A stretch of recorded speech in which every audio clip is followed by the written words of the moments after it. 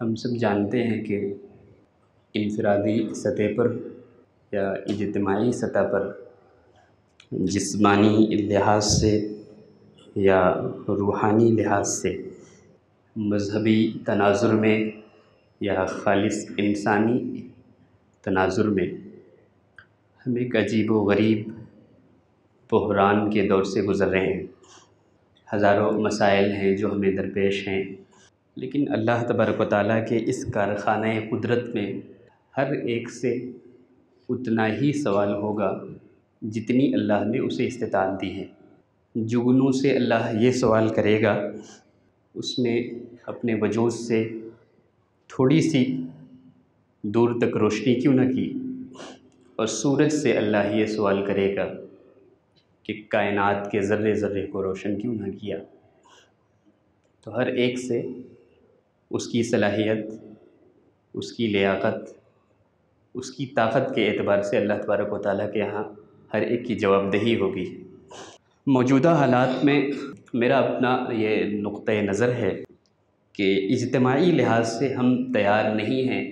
मुस्लिम जहन आमादा इस बात पर नहीं है कि इज्तिमाई कौस के लिए हम मुत्तहिद हो सकें, एक एकजुट हो सकें। और हालात दूसरों की तरफ से भी हमारे लिए ऐसे हैं जो मुश्किल तरीन हालात हैं। तो मुझे लगता है हुज़ूर दाई इस्लाम का वो जुमला बड़ा अच्छा लगता है कि हर शख्स ख़ुद अपनी तरबियत करना शुरू कर दे, ख़ुद अपने आप को तैयार करना शुरू कर दे, ख़ुद अपने आप को डेवलप करता रहे। अच्छी आदतें, अच्छी चीज़ें वो ख़ुद अपने अंदर पैदा करे।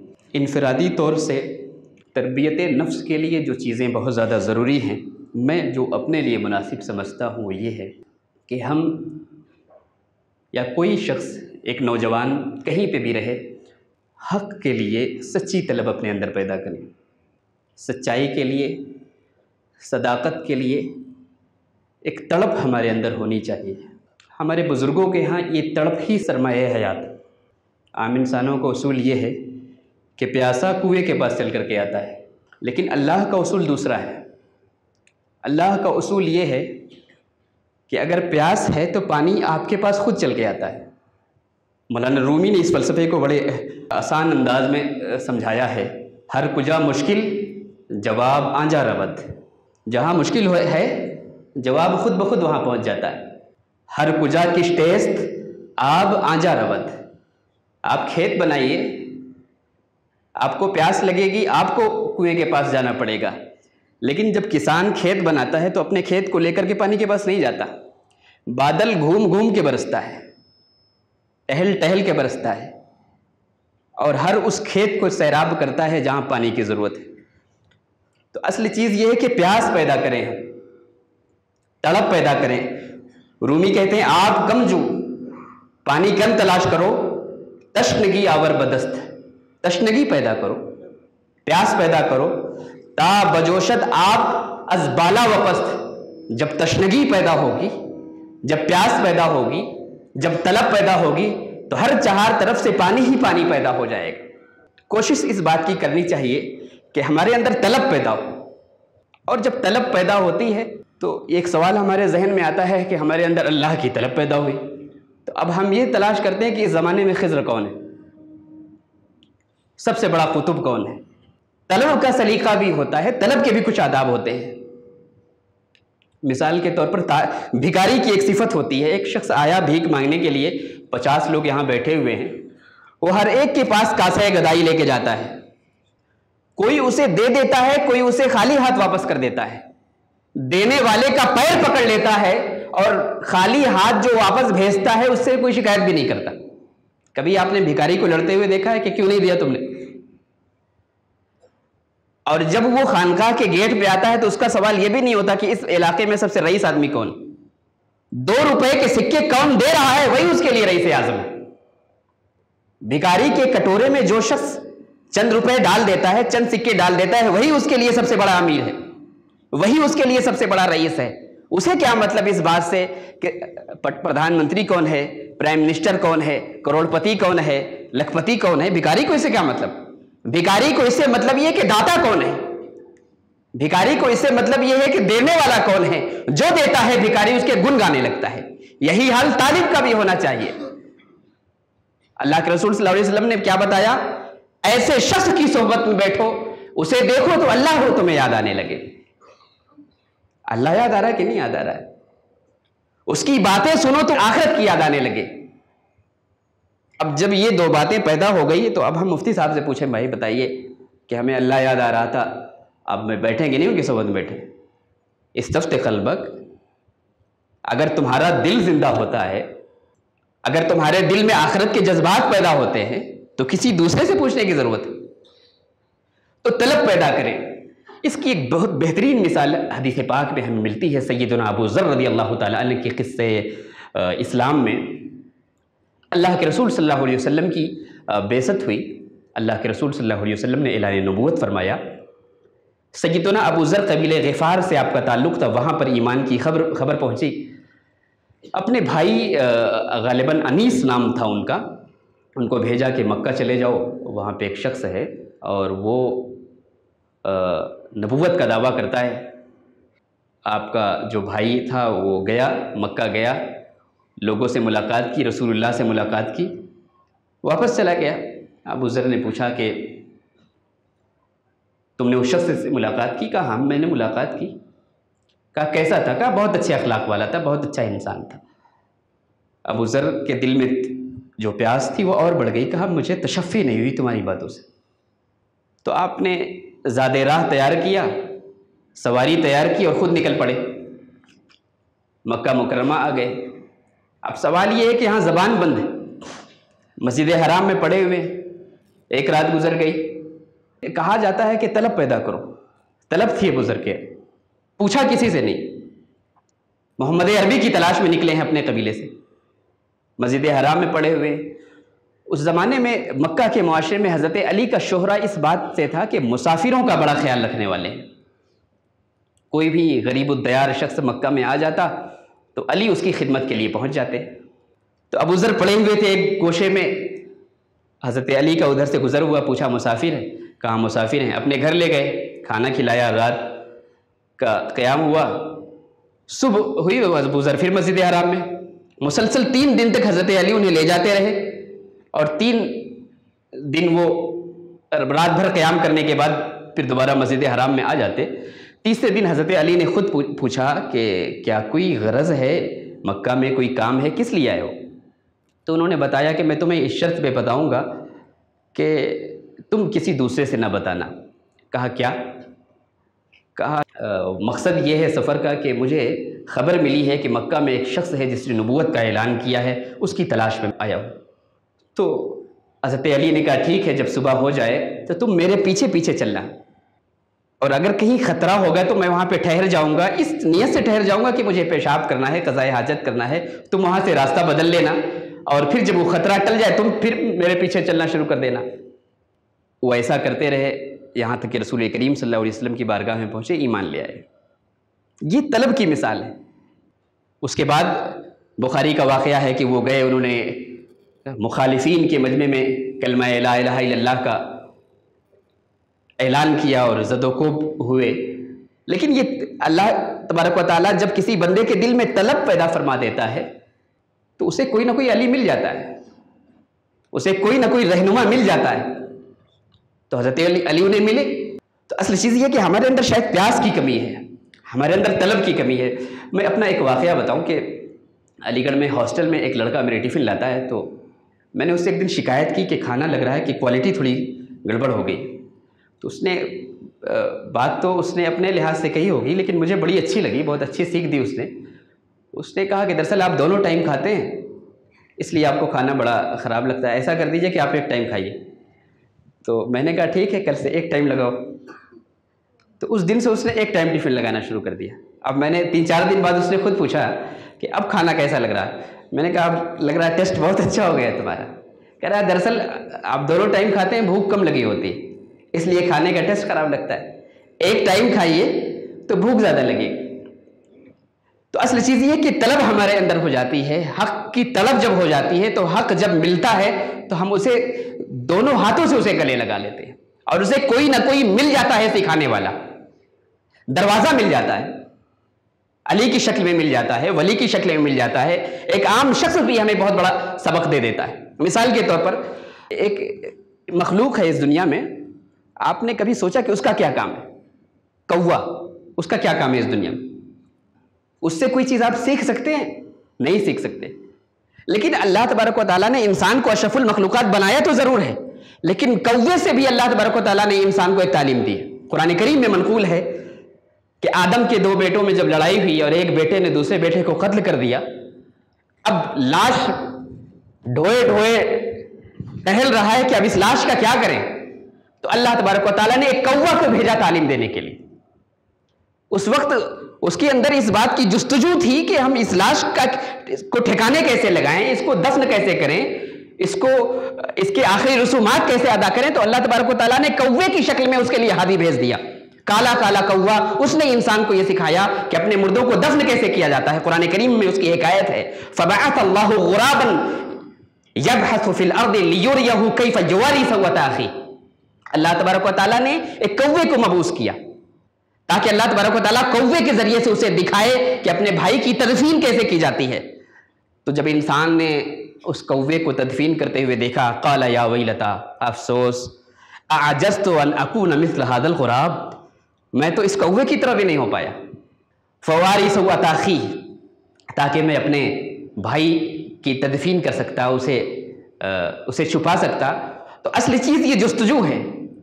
कहीं ना कहीं अल्लाह तबारक व तआला कोई रास्ता खोल देता है। कुरान करीम की वो आयत मुझे याद आई, वल्लज़ीना जाहदू फ़ीना लनहदियन्नहुम सुबुलना। जब हमारे रास्ते में कोई कोशिश करने लगता है, जब कोई हमारा मुतलाशी हो जाता है, तो हम अपने जलवे को उसके लिए बेनकाब कर देते हैं। तो एक चीज़ ये है कि हम कोशिश करें कि अल्लाह तबारक व तआला हमें सिद्क़े तलब से भी हिस्सा अता फरमाए, ताकि अपने मशाइख की जो नेमतें हैं अल्लाह तबारक व तआला उनके तवस्सुस से हम तक पहुँचे। और दूसरी चीज़ जो मैं समझता हूँ खुद हमें अपने अंदर पैदा करनी चाहिए, वो ये कि हम शुक्रगुजारी का मिजाज पैदा करें।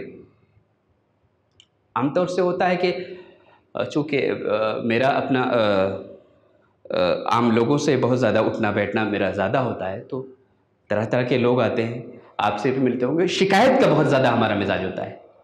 किसी का बेटा बीमार है, किसी की बेटी बीमार है, किसी को नौकरी नहीं मिल रही है, किसी को ये नहीं मिल रहा है।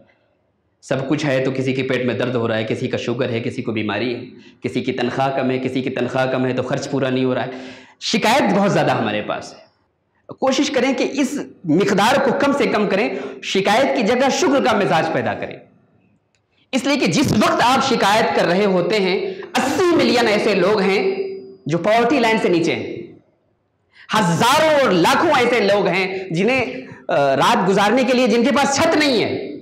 अल्लाह ने आपको जिस वक्त आप शिकायत कर रहे होते हैं, उस वक्त आपको बहुत कुछ वो दिया होता है जो हजारों लाखों लोगों को मैसर नहीं है। 2 वक्त की रोटी मिल रही कि नहीं मिल रही, इस बात पे हम अल्लाह का शुक्र क्यों नहीं अदा करते? आसाइश आराम की जिंदगी गुजर रही है कि नहीं गुजर रही, इस बात पर हम अल्लाह का शुक्र क्यों नहीं अदा करते? और ये शुक्र कोई आसान सी बात नहीं है। सूरतुन नहल की आयत नंबर 112 है, अल्लाह तबारक व तआला ने फरमाया, वज़रबल्लाहु मसलन क़रियतन कानत आमिनतन मुतमइन्ना यातीहा रिज़्क़ुहा रग़दन मिन कुल्ली मकान। एक बस्ती है, इत्मीनान और सुकून की ज़िंदगी गुजार रही है, उसे रिज़्क़ मिल रहा है। फ़कफ़रत बिअनउमिल्लाह, अल्लाह की नेमतों की नाशुक्र गुजारी वो शुरू कर देती है। अज़ाक़हल्लाहु लिबासल जूइ वल खौफ, जब वो नाशुक्र गुजारी शुरू कर देती है तो अल्लाह तबारक व तआला खौफ का और भूख का लिबास उस पर मुसल्लत कर देता है और इसका मजा चखा देता है। बिमा कानू यस्नऊन, उनकी करतूतों के बदले। एक जगह कुरान करीम में और है कि लइन शकरतुम लअज़ीदन्नकुम, अगर तुम शुक्र अदा करोगे तो अल्लाह तबारक व तआला नेमतों में इजाफा करता रहेगा। और उसका जो दूसरा जुमला है कुरान का ये है, अगर तुम नाशुक्र गुजारी करने लगोगे तो अल्लाह तबारक व तआला तुम पर अपना अज़ाब मुसल्लत कर देगा। तो हमारे अंदर शुक्र का मिजाज डेवलप होना चाहिए। अल्लाह का शुक्र हो या बंदों का शुक्र हो, अल्लाह का शुक्र ये है कि अल्लाह तबारक व तआला ने हमें वो बहुत कुछ दिया है जो शायद हमारे आमाल के मुताबिक अगर मिलता तो नहीं मिल पाता। वो शेर है ना मुफ्ती आज़म हिंद का, मेरे आमाल का बदला तो जहन्नम ही था, मैं तो जाता मगर सरकार ने जाने न दिया। तो वो तो उसका फजल है कि हमें दे रहा है। एक सजदा भी हमारी जिंदगी में ऐसा नहीं है कि उसकी इबादत का हक हम अदा कर सकें, हम कह सकें कि हमने पूरे इखलास, पूरी एहसास बंदगी, पूरी फरोतरी के साथ वो सजदा किया है। उसके बावजूद वो अपनी नेमतों से हमें नवाज रहा है और हजारों ऐसी नेमतें दे रहा है जो उसने दूसरे बंदों को नहीं दी हैं। इसलिए हम शुक्रगुजारी का मिजाज अपने अंदर पैदा करें। और दूसरी चीज़ ये है कि जो हमारे मुताल्लिकीन हैं, मिसाल के तौर पर आप में से बहुत सारे लोग ऐसे हैं, शादीशुदा लोग हैं, आप में से कितने ऐसे लोग हैं जो अपनी बीवी का शुक्र अदा करते हैं, शुक्रगुजारी की मुस्तहिक है वो। इसकी मिसाल हज़रत रसूल करीम सल्लल्लाहु अलैहि वसल्लम की ज़िंदगी में आप देखें, अल्लाह के रसूल सैयदा खदीजा का जिक्र बहुत ज़्यादा करते थे और हज़रत आयशा को उनके जिक्र से कभी कभी गैरत का एहसास हो जाता था, गैरत आती थी। एक मरतबा उन्होंने ज़बान से कह दिया, या रसूल अल्लाह, क्या आप उस बूढ़ी खातून का जिक्र करते रहते हैं? अल्लाह तबारक व तआला ने आपको उसका नेमल बदल दिया है, उससे बेहतर बीवी अता कर दी। तो ज़रा एतराफ़ देखिए, हम कभी अपनी बीवी का एतराफ़ नहीं करते, अपने घर की ख़वातीन का एतराफ़ नहीं करते। इस्लाम ने तो बहुत मर्तबा दे दिया, लेकिन हमारे लिए अभी वो शहवत की फैक्ट्री ही है, अभी हमने उसको तस्लीम नहीं किया है। अपने बराबर का हिस्सा भी हम देने के लिए तैयार नहीं है। एक तो ये एक समाज है जो पढ़ा लिखा समाज है, लेकिन आप एक मुस्लिम सोसाइटी में जाएं, थोड़ा सा नीचे उतरें, थोड़ा सा बाहर जाएं, तो आपको महसूस होगा कि ख़वातीन की क्या इज़्ज़त है हमारे समाज में।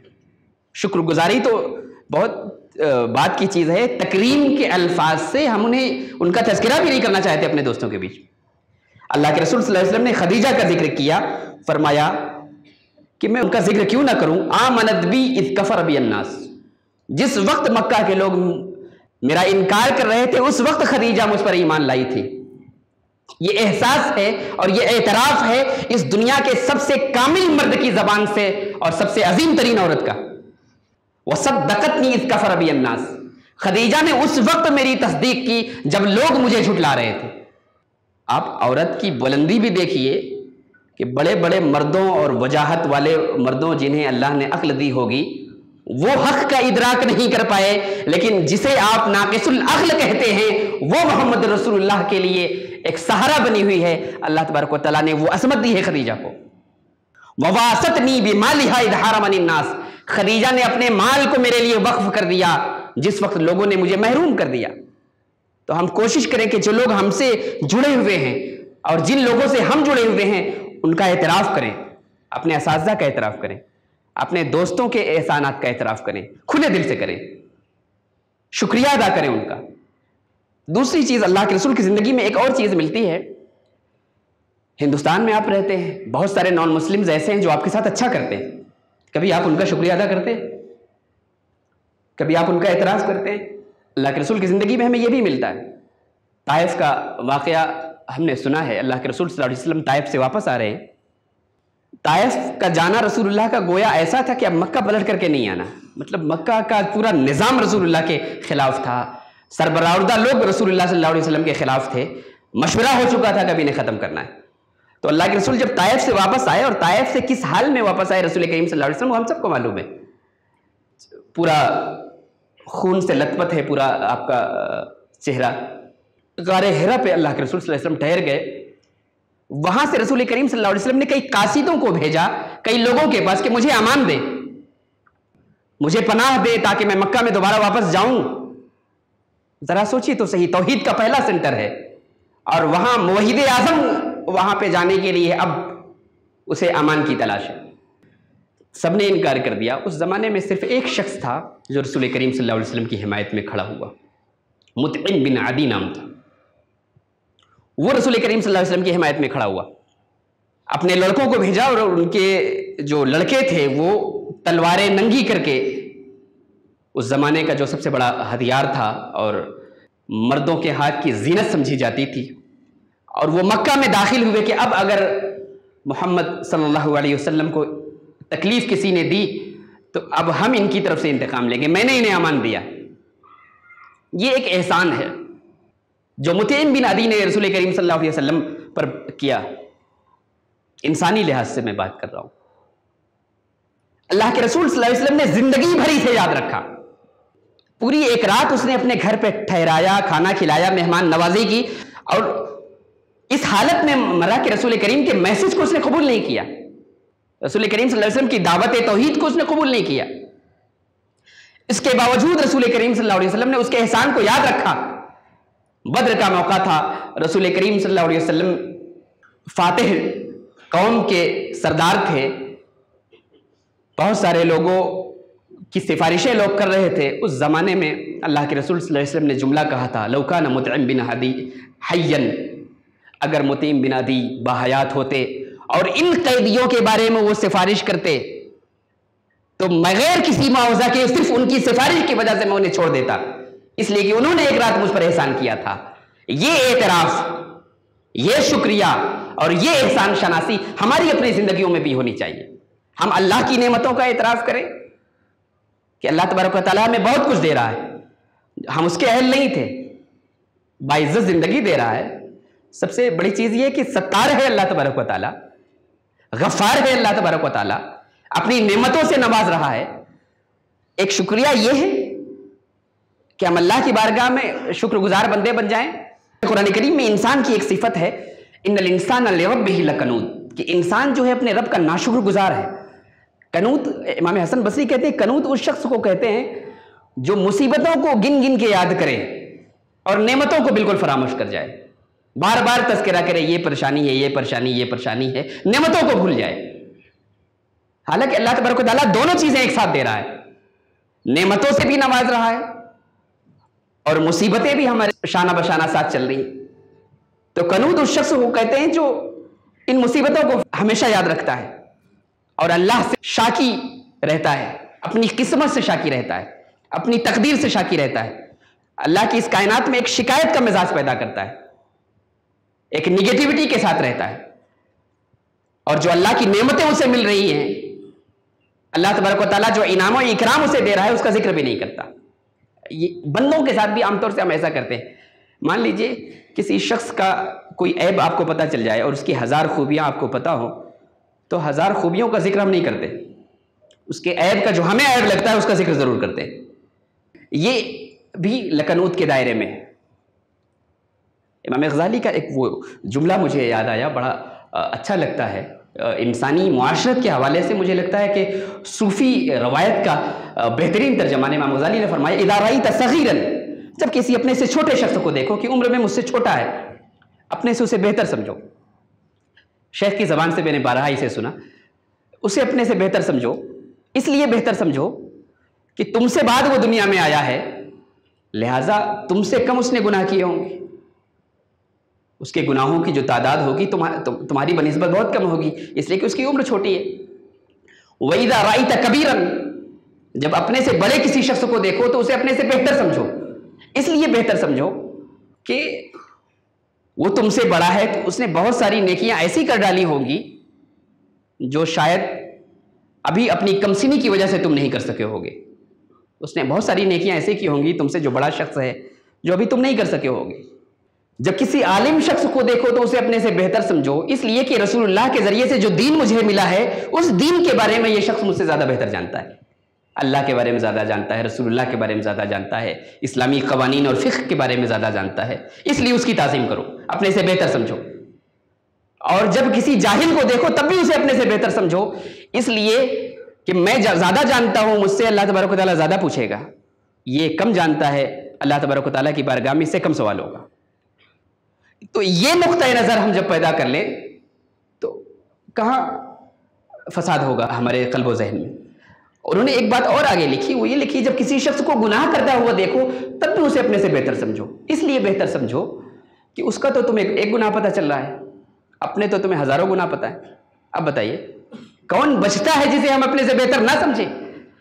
तो जब ये हुस्न दिलो दिमाग में आ जाता है तो हुस्न हर जगह नजर आता है।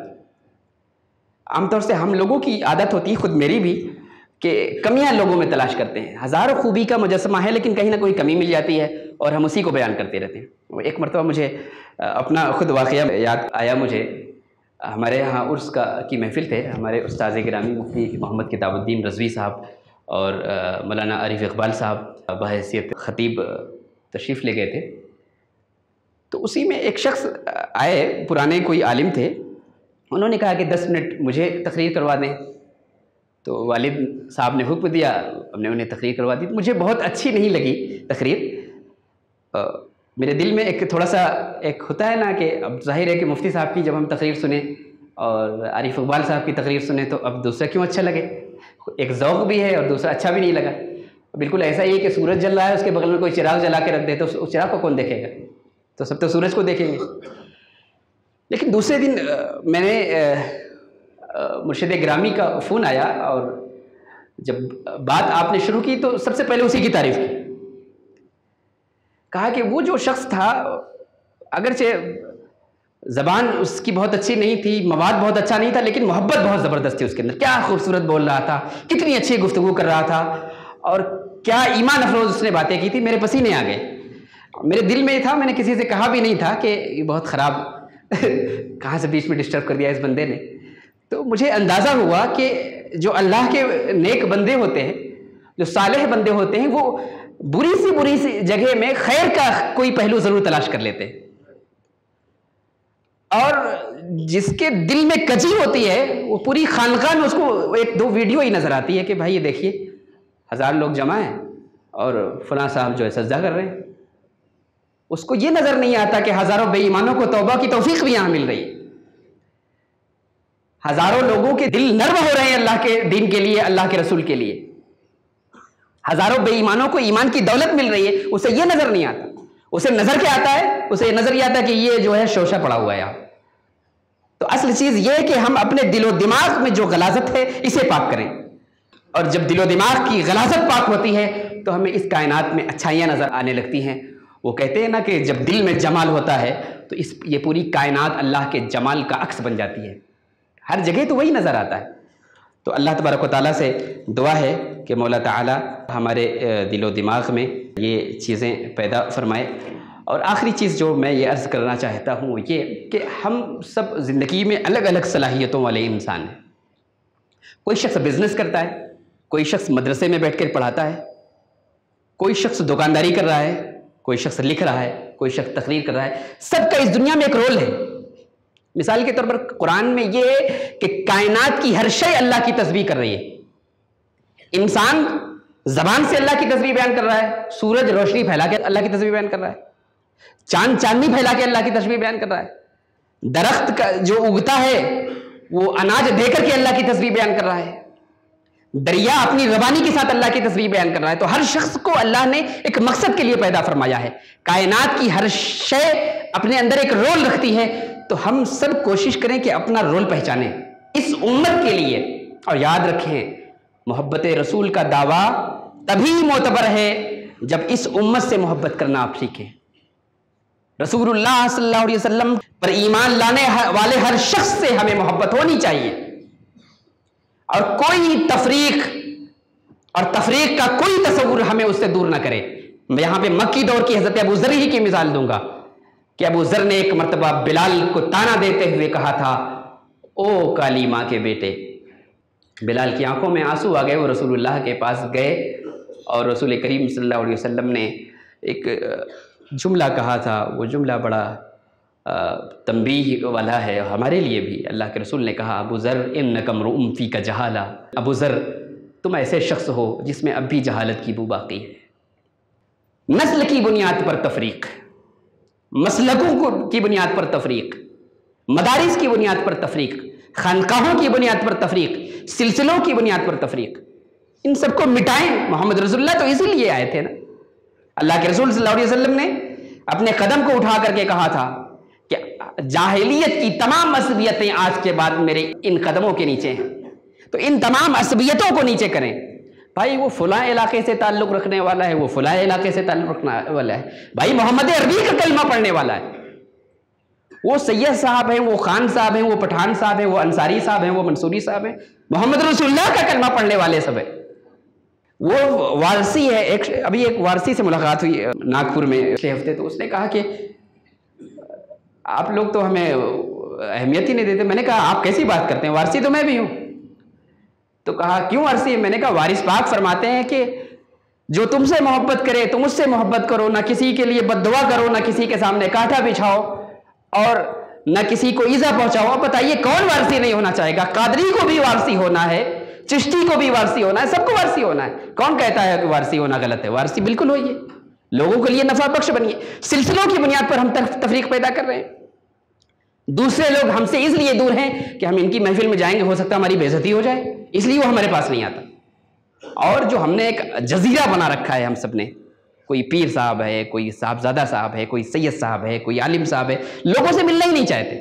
यहां तक कि मैं देख रहा हूं कि ट्रेन पे हम सफर कर रहे हैं तो सामने वाले से बात ही नहीं करना चाहते। भाई बात करिए लोगों से, इंटरेक्ट कीजिए लोगों से, मिलिए लोगों से, जाइए लोगों के बीच में। अब तो हर मुदर्रिस के लिए ये उसके निसाब में शामिल हो जाना चाहिए कि पूरी तदरीसी जिंदगी में कम से कम 6 महीने जा करके लोगों के समाज के बीच में रहो, उन जाहिलों के बीच में, उन उजड़ लोगों के बीच में, गवारों के बीच में, उनकी मशक्क़तें बर्दाश्त करो, उनके साथ उनकी ज़बान की ईज़ा रसानियाँ बर्दाश्त करो। देखो तो हम इन लोगों से इंटरेक्ट करें, उनकी ज़रूरतों को पहचानें और इस उम्मत के हर शख्स से मोहब्बत करना सीखें। वो शख्स जो रसूलुल्लाह से मोहब्बत का तो दावा करता है लेकिन रसूलुल्लाह के उम्मतियों के लिए तफरीक का जज्बा रखता है, नस्ल की बुनियाद पर, जात की बुनियाद पर या खानकाहियत और सिलसिले की बुनियाद पर, वो मुनाफिक है इस उम्मत के लिए।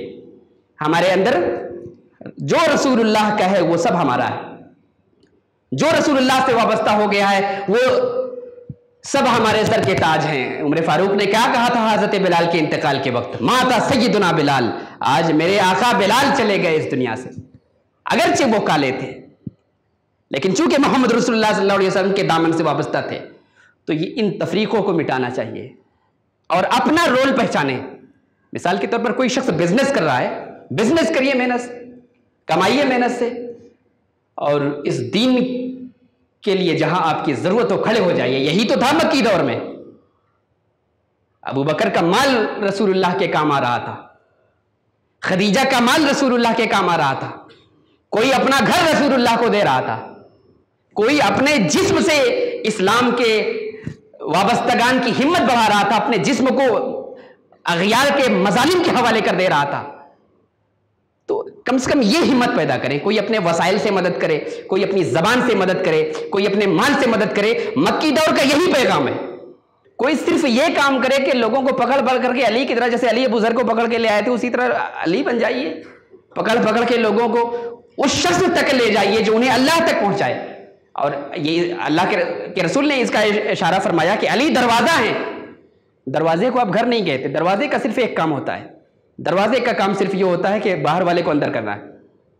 तो हम सब सैयदना अली मुर्तदा रज़ियल्लाहु ताला अन्हु के इख्तिदा में अलवी बन जाएं और इस्लाम का, हक का, तरीकत का, शरीयत का, मोहम्मद रसूलुल्लाह के मिशन का दरवाजा बन जाएं कि हमसे जो मिले वो मोहम्मद रसूलुल्लाह के दीन में दाखिल हो जाए। ये हम तो अंदर वालों को पकड़ पकड़ के बाहर कर रहे हैं, ये ऐसा दरवाजा बन गया। कोई सिद्दीकी बन जाए, सिद्दीकी बन जाए ये कि बहुत सारे लोग हैं जो आपके परेशान हैं, मुसीबत ज़दा हैं, हमारे उम्मत के सरमायादार लोग खड़े हों, उनकी मदद करें। मिसाल के तौर पर 25% हमारे नौजवान हैं जो जेलों में हैं, कोई पूछने वाला उनका नहीं, उनके लिए खड़े हों, हमारे उम्मत के सरमायादार खड़े हों। अल्लाह के रसूल सल्लल्लाहु अलैहि वसल्लम के यारे गार का क्या काम था? यही काम था कि वो जो लोग बेवजह सताए जा रहे थे, जिन पर जुल्म किया जाता, अपने माल को खर्च कर करके उन्हें आज़ाद कर रहे थे, ये करें। और जो लोग दीन के दाई हैं, जो लोग अपनी जबान को, अपने कलम को दीन के लिए वक्फ करना चाहते हैं, वो मुकम्मल तरीके से इस अहद में हिकमत के साथ दीन की इशाअत का काम करें, जैसा कि रसूल करीम सल्लल्लाहु अलैहि वसल्लम की जिंदगी में था। आपने अपना आराम नहीं देखा। अभी परसों हुजूर दाई इस्लाम से बात हुई, आपकी आवाज़ में लर्जा सा था। मैंने अर्ज़ किया कि हुजूर आप अपना बिल्कुल ख्याल नहीं रखते, तकलीफ़ है आपको और ऐसी जिसमें नकाहत है, फिर भी आप इतनी दूर चले गए, कोरोना के केसेस बढ़ रहे हैं। तो दाई को ऐसा होना चाहिए। और हमारे लिए आसानी की बात यह है कि अल्लाह तबारक व तआला ने हमें लिविंग लेजेंड दिया है। आमतौर से लोग मज़ारों में जाते हैं। अभी मैं एक नागपुर में गया तो वहाँ पे 25 लड़के मेरे साथ थे। 25 लड़के कह रहे हैं चलिए फूल ले लिया जाए, कोई कह रहा है चलिए चादर ले लिया जाए। तो मैंने कहा फूल चादर ले आओ, भाई उनकी मर्जी थी। तो बहरहाल खर्च किया, 5 से 7 हज़ार रुपये जो उनके आराम से खर्च हो गए। तो मैंने कहा ये गवर्नमेंट ने क्यों बनाया है, बाबा ताज साहब का जो आस्थाना है क्यों बनाया, इतना खूबसूरत बनाया है, कितना अच्छा लगता है यहाँ पे। कहा बहुत अकीदत है, गवर्नमेंट बहुत मानती है उनको। मैंने कहा अगर गवर्नमेंट इनको मानती होती तो इनके नाम से एक यूनिवर्सिटी ना बना देती, एक कॉलेज ना बना देती। वो आप जैसे जाहिलों के लिए बनाया होगा कि खर्च करते रहो। बहुत अच्छा बनाया है, बहुत आराम है, आइए थोड़ा सा तफरीक कर लें। ऐसी शख्सियात को तलाश करें, ऐसे लोगों को तलाश करें जिनकी जबान से हमें दीन मिलता हो, जिनकी सोहबत में बैठने से हमें अल्लाह याद आता हो। उनसे हम दीन सीखें, उनके पास जाएं और उनके मिशन के सिपाही बन जाएं। जहां पे अपनी इस्तिताअत के मुताबिक बिलाल अगर तड़प रहे हैं पत्थर के नीचे तो यह भी इस्लाम की खिदमत है। सुमैया अगर नेज़े के सामने अपने आप को पेश कर रही हैं, यह भी इस्लाम की खिदमत है। आले यासिर अगर सब्र कर रहे हैं, यह भी इस्लाम की खिदमत है। Abdurrahman ibne Auf, Usman Ghani और अबू बकर सिद्दीक अपने माल को निसार कर रहे हैं, यह भी इस्लाम की खिदमत है। मोहम्मद रसूलुल्लाह मक्का में आने वाले हर कबीले के पास सबसे पहले अगर पहुंचते हैं, यह भी इस्लाम की खिदमत है। इस इनफरादी ज़ौक़ को बढ़ाने की जरूरत है। हर शख्स अपने अपने रोल को पहचान ले। जब इनफरादियत सही हो जाती है, इज्तिमाइयत की तश्कील ऑटोमेटिक हो जाती है। हम सब शोर करते रहते हैं, भाई इत्तेहाद होना चाहिए, इत्तेहाद होना चाहिए, इत्तेहाद होना चाहिए। कैसे होगा इत्तेहाद? बेमग़ज़ सरे हम न किसी को अमीर मानना चाहते हैं, ना कोई मुख्तदी बनना चाहता है। भाई गाड़ी तभी चलेगी ना जब किसी को आप ड्राइवर बनाएंगे। तो सबसे बड़ी जरूरी चीज ये कि मक्की अहद से हम सीखें और हर शख्स अपना रोल तलाश करे, देखे हम क्या कर सकते हैं। अगर हम दाई इस्लाम से वाबस्ता है तो हम इस मिशन के लिए क्या कर सकते हैं। हज़रत उमर का वो जुमला मुझे याद आया, एक दाई से उन्होंने कहा था कि माले गनीमत पर अपने आप को मुनहसिर मत करो, खुद कफील बनने की कोशिश करो। हम खुद कफील बनने की कोशिश करें, जिद्दोजहद करें। और सैयदना अली का एक जुमला याद आया, चंद लोग जा रहे थे तबलीग करने, सैयदना अली इसके पास आए, क्या कोई नसीहत कर दीजिए। तो आपने फरमाया ऐसा करो, एक बात बस याद रखो, इस्लाम की तबलीग करो। कहा कौन सी बात है? कहा वो ये कि ज़बान से कम काम लेना और इस्लाम की तबलीग करो जाके। और हम लोग ज़बान से ही ज़्यादा काम लेते हैं। ये वो दौर आ गया है कि जो ज़बान से ज़्यादा लंतरानियाँ बकता है उसे सबसे ज़्यादा दीनदार समझा जाता है। अखलाक की बात बहुत कर लेते हैं हम, रूहानियत की बात हम बहुत कर लेते हैं, लच्छेदार तकरीरें हम कर लेते हैं, अमल से कोरे हम, दीन के लिए कुर्बानी नहीं देना चाहते हम, मुसीबतें बर्दाश्त नहीं कर सकते हम। तो ये मिजाज पैदा करें। इनफरादी तरबियत की बहुत ज़्यादा ज़रूरत है हमें। इनफरादी तरबियत कुरान में जहाँ जिक्र आया है वो ये है कि अल्लाह फरमाता है कि अल्लाह भी तुम्हें उस वक्त तक नहीं बदलता जब तक तुम खुद अपने आप को बदलना नहीं चाहते। ये जो अपने आप को बदलने का इरादा है इसे ही इनफरादी तरबियत कहते हैं। हम अपने आप को बदलना चाहें, हम खुद शुक्रगुजार बन जाएं, लोगों का शुक्रिया अदा करने लगे, नफरत करने वालों से आगे बढ़ करके मिलने का हौसला पैदा करें। जो लोग हमसे नफरत करते हैं हम उनसे मोहब्बत करें। जो लोग हमारे और हमारे दीन के रास्ते में कांटे बिछाते हैं हम उनके रास्ते में फूल बिछाना शुरू कर दें। ये मोहब्बत और शुक्र का मिजाज आप जब बनाएंगे तो आप देखेंगे इस हिंदुस्तान की फिजा इतनी भी बांझ नहीं हो गई है। आज भी लोग ऐसे हैं जो मोहब्बत के जवाब में नर्म हो जाते हैं। तो हम कोशिश करें इस बात की और अल्लाह तबारक व तआला हमें इसकी तौफीक अता फरमाए कि हम उसके दीन के लिए, उसके रसूल के लिए और रसूल के उम्मतियों के लिए हम मुखलिस बन जाएं। अपने मशाइख के रास्ते पर चलते हुए हम इस उम्मत की और इस दीन की ज़्यादा से ज़्यादा खिदमत कर सकें। अक़ूलु क़ौली हाज़ा व अस्तग़फ़िरुल्लाह ली व लकुम व लिसाइरिल मुस्लिमीन फ़स्तग़फ़िरूहु मिनज़्ज़ंब फ़इन्नहु हुवल गफ़ूरुर रहीम।